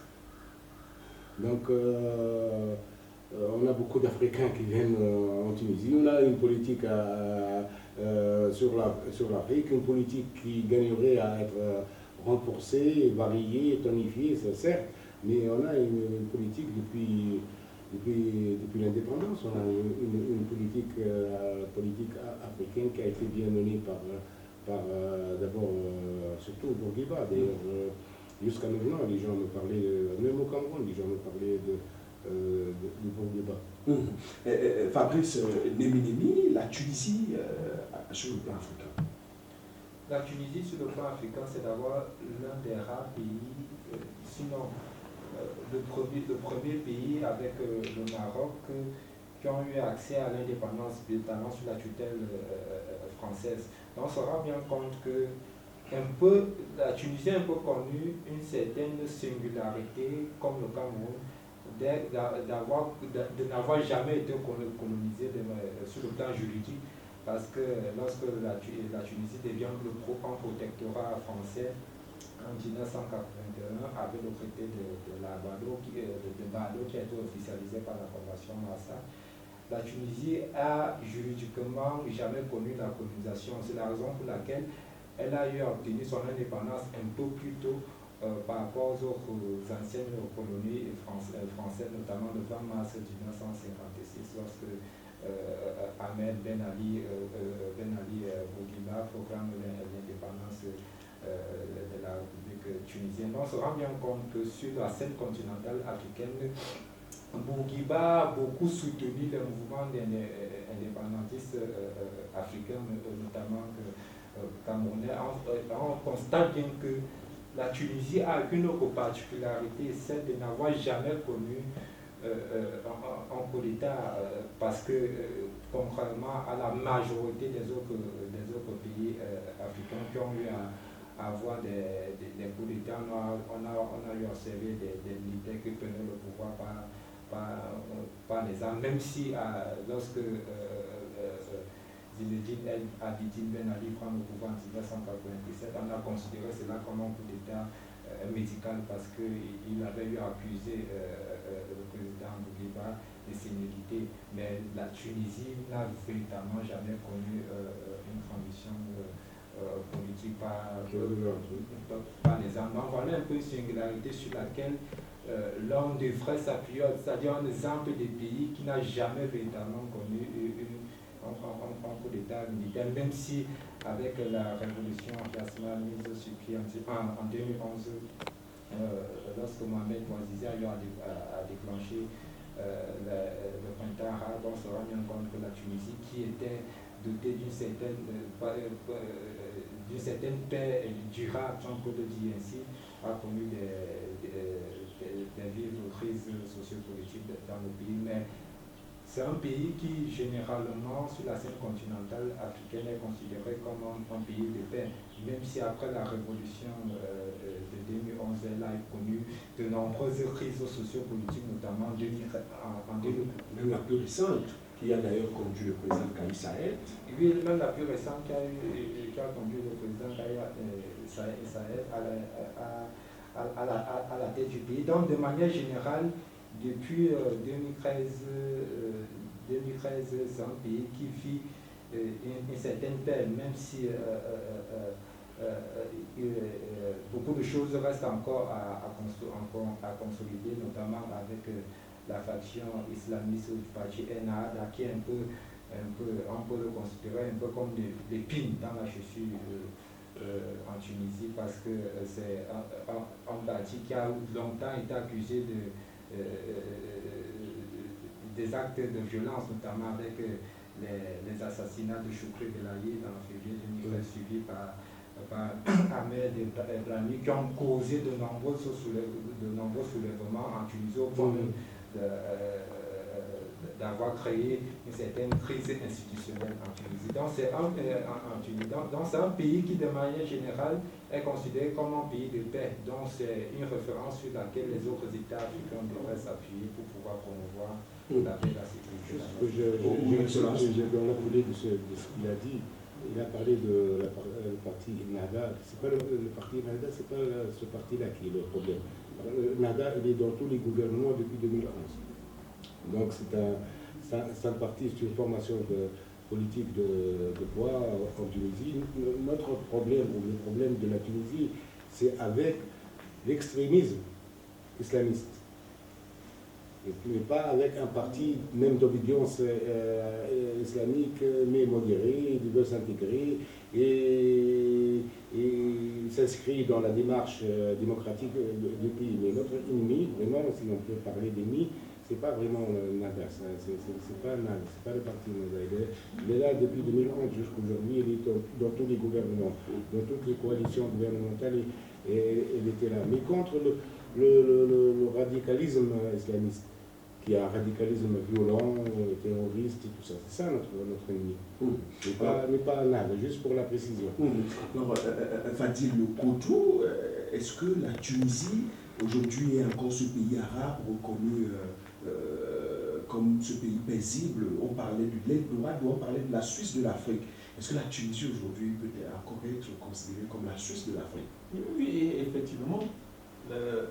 La Tunisie peut même encore être considérée comme plus que la Suisse de l'Afrique à partir du moment où il y a eu un dynamisme. La Tunisie n'est pas restée stable. Au fur et à mesure que le temps passe, la Tunisie développe aussi encore davantage.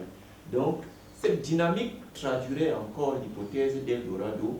Cette dynamique traduirait encore la Tunisie comme la Suisse de l'Afrique. Là, il n'y a pas de problème à ce niveau. Mais vous allez constater que quand on dit la Tunisie comme la Suisse de l'Afrique, quand on pense à la Suisse, ça veut dire la banque du monde. Donc ça veut dire, si on dit la Tunisie comme la Suisse de l'Afrique, on voudrait ici laisser entrevoir la Tunisie comme la banque de l'Afrique. Ça veut dire que la Tunisie a tellement développé son économie, a tellement développé ses finances, a tellement mis en œuvre ses capacités d'adaptation, ses capacités de développement, si bien que nous arrivons à tirer une conclusion. Elle reste attractive. Est-ce que cela, ce n'est pas dû au tourisme? Est-ce que ce n'est pas beaucoup plus par le fait que c'est un pays touristique qu'on l'a qualifié de Suisse de l'Afrique? Déjà, il faut distinguer entre deux notions. On parle de Tunisie comme la Suisse de l'Afrique. On ne parle pas sur le plan financier. La Tunisie ne peut pas être l'Argentine de l'Afrique. Elle n'a pas les moyens de l'être. Ça, c'est clair. C'est pas la volonté, elle n'a pas les moyens de l'être. Mais quand on parle de la Suisse, c'est son côté paisible, neutre. La démocratie qui est bien enracinée en Tunisie. Donc de cette approche-là, on fait la comparaison entre la Suisse, mais ce n'est pas en termes financiers, ça juste pour assurer. Il y a un aspect symbolique qu'il faut relever parce que la Tunisie habite le siège de la Banque africaine de développement. Bon, peut-être cela pas entrer dans l'argent. Peut-être aussi la similitude avec la Suisse, c'est la surface. Une petite surface. Le territoire n'est pas vaste, tunisien comme Suisse, et la population n'est pas aussi... Pour regorger tout ce que le pays regorge. Voilà, comme la Suisse, on a en termes de population et même en termes de territoire. Oui, Fadil. Bon, et aussi, la Tunisie reste beaucoup plus attractive. Cette comparaison avec la Suisse peut aussi émaner du fait, plus précisément, de la paix. Parce que aucune grande puissance du monde ne rêve attaquer la Suisse. Pas parce que la Suisse n'est pas aussi un pays comme tout autre, mais lorsqu'on a pensé attaquer la Suisse, vous voyez directement un pays de paix, un pays où les militaires n'existent pas, il n'y a pas une police derrière les gens dans la rue, tout le monde essaye un peu de se conformer comme cela se devrait, et compte tenu de cette moralité aussi, une moralité tendante vers la paix, on peut parler de la Tunisie, donc comme banque, la Suisse de l'Afrique. Et vous avez dit tantôt, venant de son excellence, que la Tunisie a quand même eu le prix Nobel de la paix. Et on ne peut pas être à 100% que cette hypothèse n'a pas aussi connu une certaine chute à partir du moment où si les grandes démocraties ne se font pas la guerre, on a constaté que par le biais du dialogue, la Tunisie est une grande puissance en matière de médiation. Oui. Et au-delà donc de ceci, si les grandes puissances ne se font pas la guerre, c'est que la Tunisie, les mouvements, les soulèvements que la Tunisie a connus, on peut faire en sorte qu'on arrive à dire que bon, la Tunisie comme la Suisse de l'Afrique, il y a eu quand même un petit décalage à ce niveau. Donc, mais dans l'ensemble et en général, au regard de tout ce qui nous constitue, parce que dans une dynamique paix-guerre, dans la dynamique paix-guerre, la Tunisie est la Suisse de l'Afrique, dans la dynamique paix-guerre. Dans la dynamique paix-guerre. Très bien. Alors, Excellence, parlez-nous de la situation actuelle du coronavirus en Tunisie. Bon, la Tunisie a connu comme tout le monde, partout dans le monde, elle a connu la pandémie. Au début, c'était un peu difficile, mais maintenant, actuellement, depuis maintenant quelques temps, on a pratiquement maîtrisé la pandémie. Ça veut dire qu'il n'y a plus de cas? On n'a plus de cas transversaux, comme on dit. C'est-à-dire... Pas de pic encore? Non, on a eu la maladie ne progresse plus. La pic, mais ça a régressé. Il n'y a plus de cas transversaux, c'est-à-dire qu'un Tunisien contamine un Tunisien. Les cas qu'on enregistre actuellement, depuis des semaines, sinon des mois, ce sont des cas importés. Des Tunisiens qui rentrent de l'extérieur ou des étrangers qui viennent en Tunisie. Surtout depuis qu'on a ouvert l'espace aérien le 27 juin. Il y a eu les vols en repris en Tunisie. Le nombre de cas a augmenté, mais des cas uniquement importés. Il n'y a plus de contamination transversale. Voilà, comme on appelle le terme ça médical, on parle de contamination transversale, c'est-à-dire entre deux personnes. Mais c'est allé maintenant, disons, plutôt vertical, parce que c'est importé. Donc on a maîtrisé un petit peu la situation. On est bien classé, comme je disais tout à l'heure, parmi les pays les plus safe au monde par l'Organisation mondiale du tourisme. Donc jusqu'ici, ça reste sous contrôle. Ça reste sous contrôle parce que la Tunisie a eu, disons, la sagesse ou la lucidité de lutter par anticipation. C'est-à-dire quand on est en phase 1, on a employé l'arsenal de la phase 2 ou 3. Donc on n'a pas attendu que la phase 3 soit sur place pour attaquer. Donc on a fait par anticipation, ce qui nous a gagné beaucoup de temps et beaucoup de vie aussi. Voilà. Alors, Excellence, on a quand même vu, c'est vrai que l'Organisation mondiale de la santé, à une certaine époque, depuis le début de la crise, avait qualifié l'Afrique, avait pensé que l'Afrique serait mal partie avec ce virus, mais on a vu depuis lors les Africains ou alors les pays africains se battent à riposter à la menace Covid-19. Et on l'a vu d'ailleurs, il y a la pharmacopée qui a été développée. On a entendu que ce soit à Madagascar, partout, même au Cameroun, il y a eu des chercheurs qui ont mis sur pied des produits. Alors, que pensez-vous, Excellence, de cette riposte africaine déjà? De toute façon, la riposte africaine, on ne peut pas parler d'une riposte africaine d'une manière générale ou transversale, parce que chaque pays a ses spécificités, ses besoins, ses qualités aussi, donc ses forces, ses faiblesses. Donc on ne peut pas transposer un modèle de lutte. Mais c'est vrai que ce qu'on avait pensé pour l'Afrique, peut-être n'est pas arrivé. Peut-être, je ne sais pas quels sont les pronostics pour l'Afrique, mais chaque pays lutte avec ses moyens. Il y a des pays qui arrivent à avancer sur le virus, d'autres encore moins. Le rythme Ça dépend, vous savez, ça dépend de la situation de chaque pays. On ne peut pas transposer un modèle ou une politique sanitaire en particulier on peut s'en inspirer. On dit que par exemple en Tunisie on a fait comme ça, au Cameroun on a fait comme ça, on peut retirer les bonnes pratiques. Mais vous pensez quand même que le continent a résisté ou résiste? Jusqu'à maintenant, je dirais que le continent résiste. Je ne vois pas l'Afrique aller dans les scénarios catastrophes dont on parlait il y a quelque temps. Mais je suppose que les pays résistent. Il y a une certaine résilience de la part des pays africains face au Covid. Excellence, que pensez-vous du projet du vaccin anti-Covid? Bon, là, ce sera un gros marché, là. Un grand marché. Un gros marché. Il y aura des luttes, certainement, mais le premier qui va faire le vaccin, certainement, il sera le bénéficiaire numéro un. Donc, même si des pays comme la Chine s'est engagé, si jamais... Même aussi avait commencé à tester.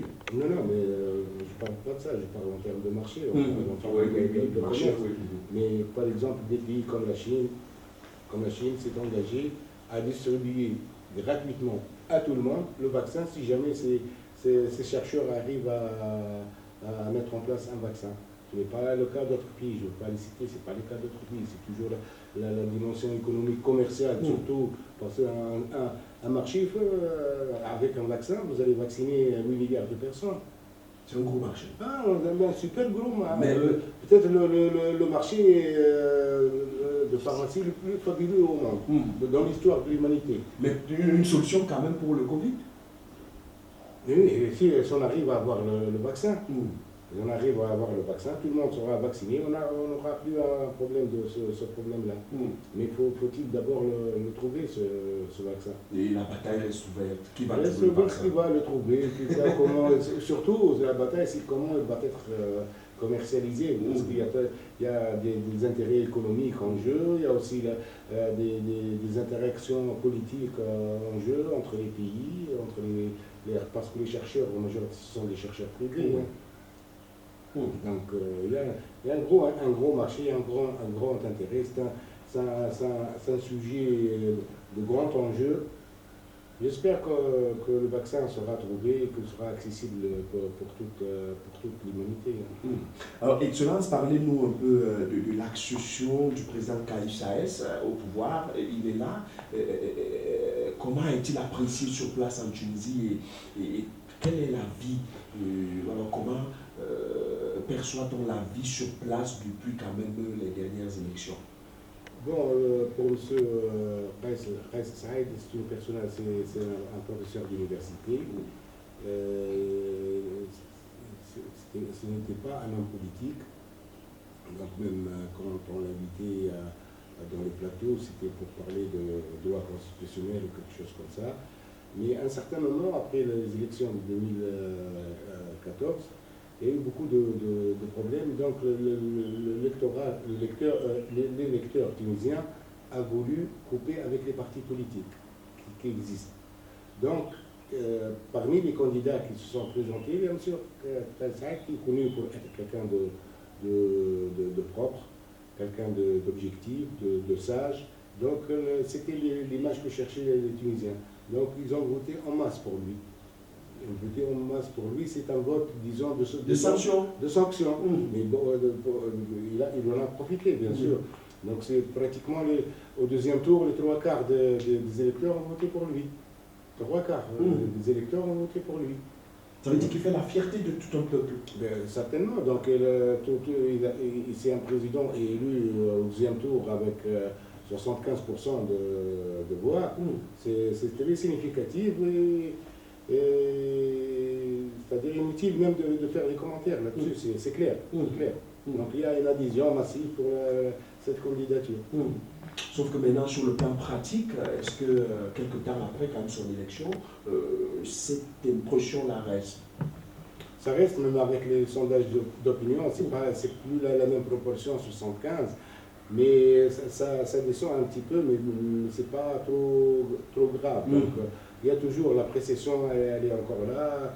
Il a atteint les 60% facilement dans les sondages de sondage.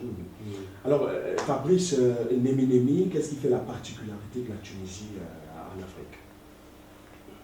Donc, comme nous avons eu à le relever il y a quelques instants, c'est d'abord un pays de paix, de stabilité, même si cette stabilité a été fragilisée ces dernières décennies. Mais la vraie particularité est que c'est un pays sur lequel repose une certaine paix politique, une certaine paix militaire, sans politique. C'est compte tenu du fait que... C'est ça l'identifiant du pays.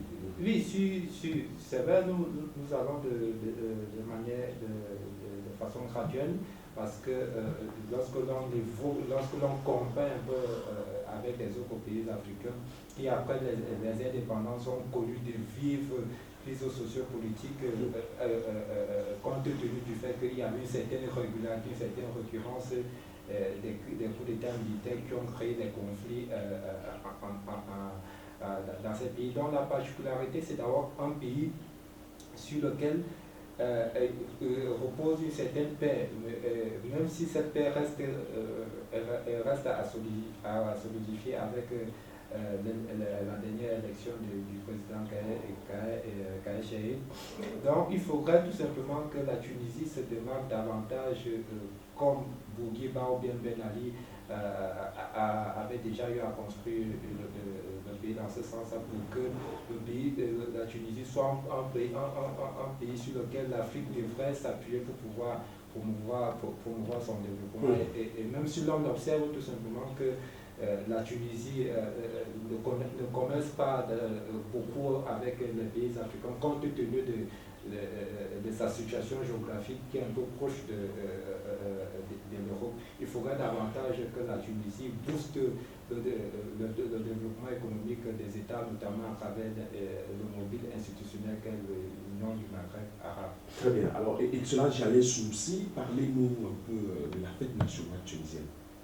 La fête nationale de Tunisie. La fête nationale, oui. C'est le 20 mars. Le 20 mars, oui. Chaque année. C'est la fête nationale tunisienne. Donc, cette année, il n'y a pas eu de commémoration?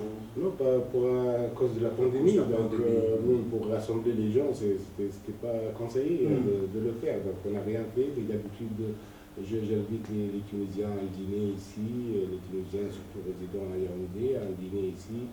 À la résidence, on essaie Et sur place là-bas, on célèbre la liberté. Bien sûr, des grandes célébrations se passent en Tunisie, il y a beaucoup d'activités, beaucoup de programmes, beaucoup de choses, que ce soit d'ordre politique, parlementaire, culturel, la société civile, le gouvernement, les partis politiques, chacun célèbre la fête nationale à sa façon.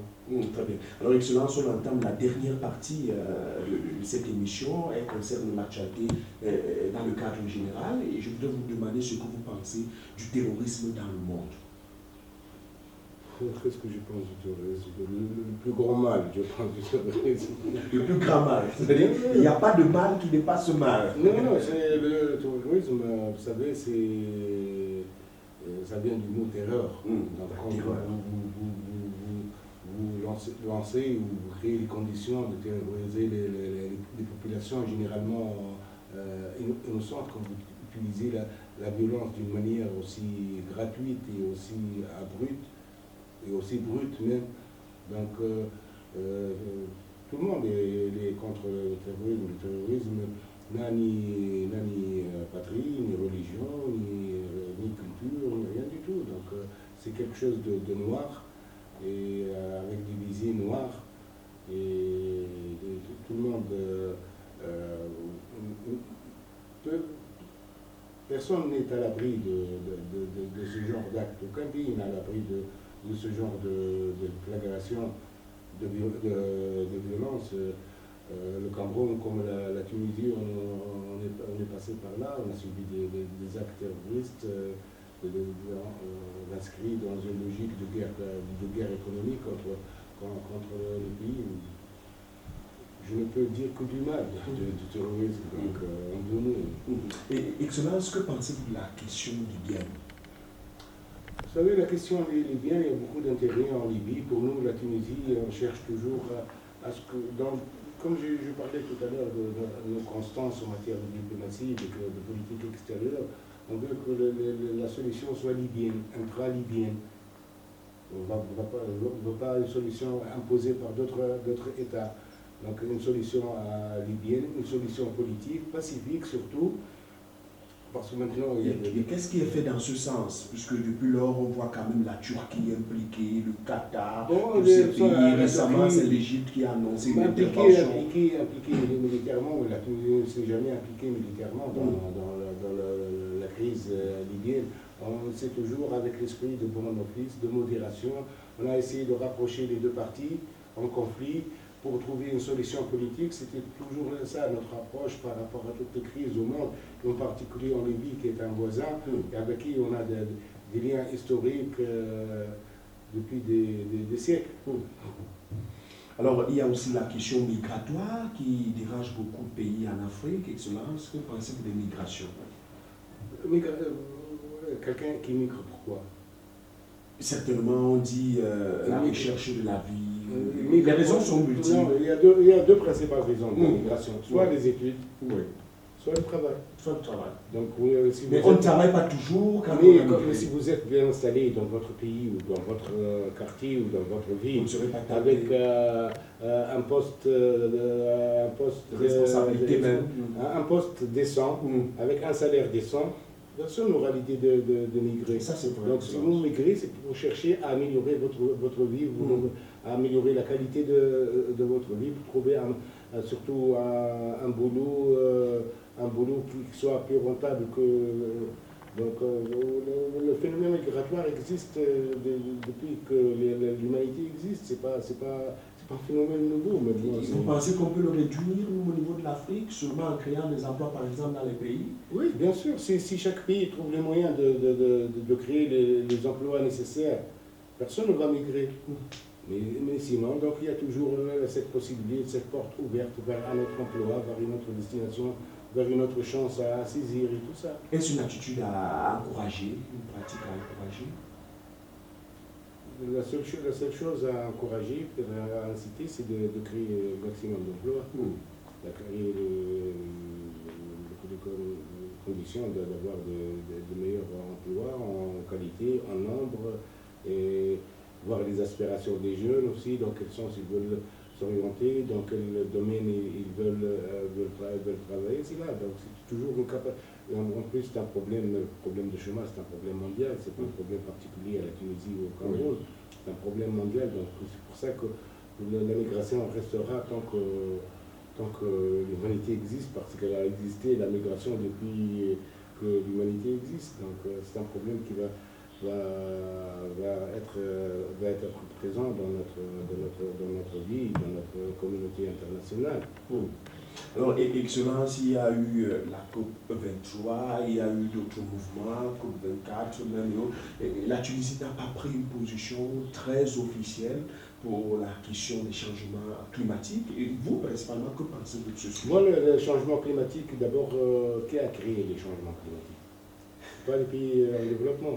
Ce sont les grandes puissances qui ont créé les problèmes climatiques. Donc, qui ont été les pollueurs? C'est les grandes puissances. Donc, les pollueurs doivent être les payeurs.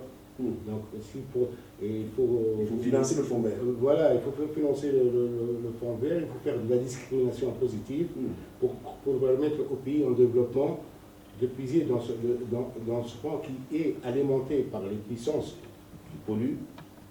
On ne peut pas pénaliser une population qui ne pollue pas. Les changements climatiques, maintenant, ça pénalise tout le monde. Mais il y a seulement une partie qui est responsable de ça. Donc il faut un fonds vert, il faut d'autres fonds, imaginez d'autres fonds, et surtout pour aider les pays en développement à lutter contre les changements climatiques et l'impact adverse des changements climatiques. Très bien, Excellence. Au moment où vous devrez quitter le Cameroun, quels sont vos souhaits pour ce pays? Je souhaite tout le bien du monde au pays, je souhaite beaucoup de prospérité, beaucoup de progrès, beaucoup de stabilité. Je sais que pour le Camerounais, il est jaloux de son unité, de son intégrité territoriale, et je sais que ce soit pour le Camerounais moyen ou même pour l'élite camerounaise ou même pour le gouvernement et tout ça, ce sont des lignes rouges, l'unité et l'intégrité territoriale, ce sont des lignes rouges. J'espère que cette crise anglophone soit résolue dans le cadre d'un dialogue qui a été lancé, mais il doit être soutenu, poursuivi aussi, que le Cameroun arrive à éradiquer la secte terroriste de Boko Haram, que aussi les problèmes de réfugiés à l'Est aussi doivent trouver des solutions en coopération avec les pays concernés, les organisations internationales concernées. Donc voilà, le Cameroun en garde un grand potentiel, elle a beaucoup de richesses naturelles. Elle est capable de trouver des solutions pour progresser, pour atteindre l'émergence qui est l'objectif mis par le 2035. Alors, êtes-vous satisfait de votre mandat? Moi, tout à l'heure, je disais que je n'ai pas le recul nécessaire pour faire mon bilan, mais je suis satisfait de mon passage ici. Comme je disais tout à l'heure, j'ai la conscience tranquille, j'ai fait de mon mieux pour rehausser les relations bilatérales. J'ai fait de mon mieux par rapport à la communauté tunisienne dans les pays d'accréditation. Donc j'ai servi les intérêts de mon pays. J'espère avoir été un bon, digne représentant de mon pays. En tout cas, j'ai fait de mon mieux. Personne ne peut m'enlever cette satisfaction.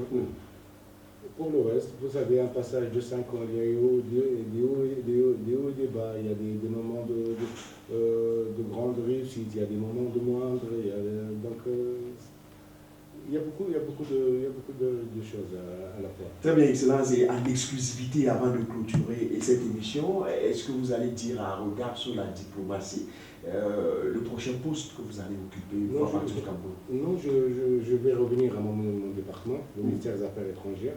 Je vais occuper un poste pendant une période, une année, 2 ans, 3 ans, ça dépend des besoins et des postes vacants et tout ça. Donc je ferai un passage obligé à mon département et puis je rejoindrai un autre poste que vous ne pourrez pas connaître. En tout cas, vous retrouvez le ministère des Affaires étrangères de votre pays, la Tunisie. Excellence Jalel Nsoussi, ambassadeur de Tunisie en fin de séjour au Cameroun.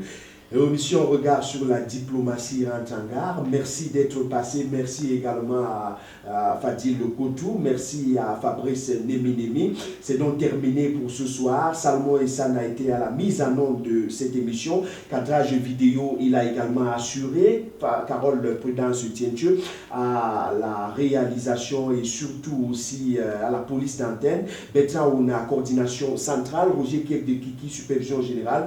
Révérend pasteur Emmanuel Noël Bissaï à la supervision générale. Micro de présentation, je suis Yves Modeste Ngué. Mesdames, Messieurs, merci de votre aimable écoute. On se retrouve la semaine prochaine lorsqu'il sera 18h30 sur les ondes de Royal FM. D'ici à là, portez-vous bien et surtout, respectez les mesures barrières. Les programmes se poursuivent avec tout à l'heure le point littéraire de Jean-Jacques Foucault, mais vous pouvez aussi suivre ce programme. La rediffusion, c'est à partir d'1h du matin. Vous avez également la possibilité de regarder l'émission dans son intégralité sur ses pages YouTube et Facebook. Merci à vous et bonsoir à tous. Regard sur la diplomatie est un instant de grande actualité de politique internationale. En 2 heures de temps, suivez les acteurs, experts et diplomates dans divers sujets de relations internationales.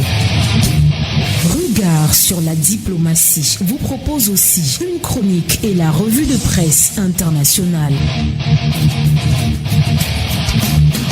Regard sur la diplomatie, c'est tous les jeudis entre 18h30 et 20h30 minutes. Une présentation de Yves Modeste Ngué.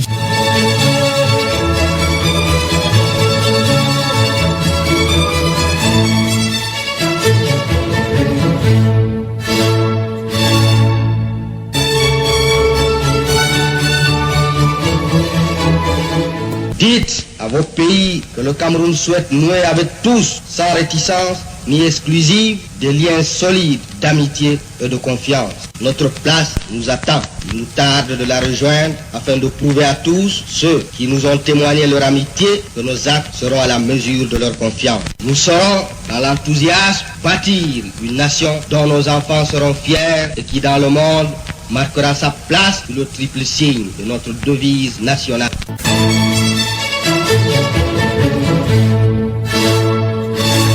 Il reste, à mon avis, que la communauté internationale devra répondre à la question suivante. Le monde peut-il continuer à évoluer dans un contexte de guerre commerciale, de méfiance entre les États, d'incompréhension entre gouvernants et gouvernés? Si, comme on peut le supposer, la réponse est négative, il me paraît que seule une conférence internationale au plus haut niveau pourrait jeter les bases de l'acte 2 de la mondialisation. Vous avez convoqué la tenue d'un grand dialogue national, inclusif aux problèmes posés qui sont une menace à l'unité du pays et au vivre ensemble des Camerounais. Le corps diplomatique met beaucoup d'espoir dans les recommandations issues de ce dialogue et salue le début de leur mise en œuvre effective. Notre pays est une capitale de la diplomatie dans la sous-région de l'Afrique centrale. Le Cameroun bénéficie donc d'une bonne image de la confiance de ses partenaires, aussi bien bilatéraux que multilatéraux.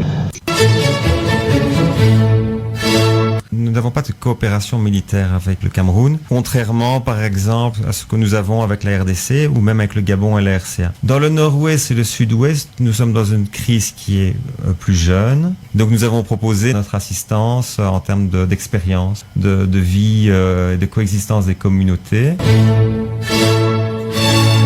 On n'avait pas pensé avoir affaire à une menace de type terroriste ou asymétrique pour pouvoir maintenant réadapter nos forces. On pourra dire que ces nouvelles menaces ont frappé le dispositif de veille camerounais. Docteur Franck Bogo, j'ai un problème quand même qui est fondamental, c'est le chevauchement, n'est-ce pas, des trajectoires. Parce que l'Union africaine a reconnu que l'intégration doit se faire au niveau des sous-régions. Donc finalement, moi j'ai peur que les États soient essoufflés parce qu'il y a un engagement qui est demandé au niveau des serres qui ont été reconnus, mais également des efforts qui sont demandés pour faire marcher l'Union africaine.